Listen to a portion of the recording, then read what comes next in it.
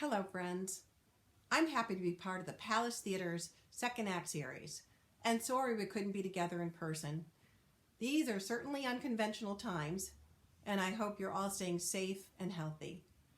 My name is Donna Palomba, and I learned about hope, faith, and perseverance at an early age.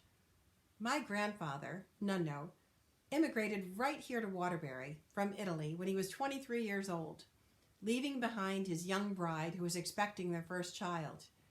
He came here not knowing the language or anyone, to make a better life for his family. He would make trips back and forth, and finally, after 12 years, he saved enough to bring my grandmother and their 3 children over. It was then that my mother, the youngest, age 5, met her father for the first time on Ellis Island. The world we live in today is so very different, yet there is a constant, something that hasn't changed, something that each of us has, the gift of free will. In every situation, in every circumstance, we have a choice. We have a choice on what we focus on and what we think about, and we know what we think about expands. In 1993, I was the victim of a horrific home invasion. I was tied, bound, and raped in my bed by an armed, masked assailant in the middle of the night while my husband was away and my young children lay sleeping down the hall. My life changed in an instant. I clung to my family and faith and forged ahead. I was a business executive, a partner in a marketing agency. I was back to work and on my way to healing when 1 month after the invasion, the lieutenant in charge of my case threatened me with arrest. I was re-victimized in the most damaging way when I was my most vulnerable, and it was devastating. I could have easily spiraled down, but I chose to fight. I chose to persevere, and my perpetrator was eventually caught. This life-changing experience has taken me on a journey for justice and challenged me in ways I could never have imagined.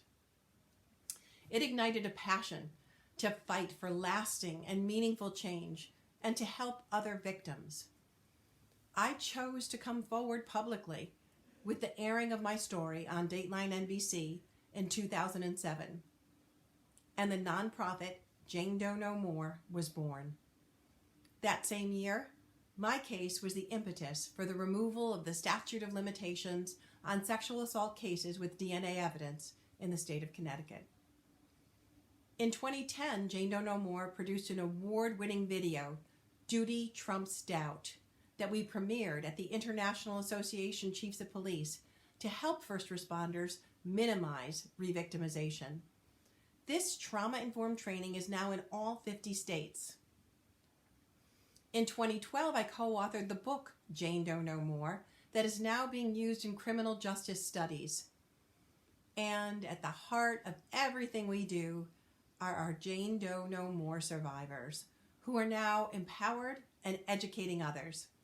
We're talking to students from middle school to college and opening up discussions about healthy relationships and sexual respect.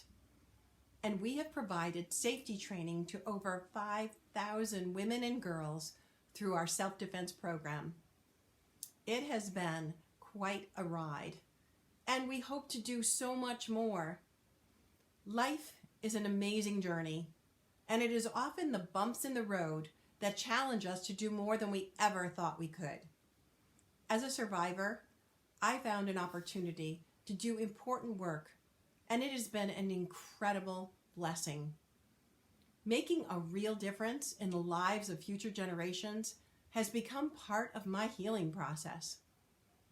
And perseverance often means taking risks, and that one defining moment can make all the difference. In closing, I encourage each of you to persevere. Never quit. You are stronger than you think. Courage is often fear hanging on a moment longer.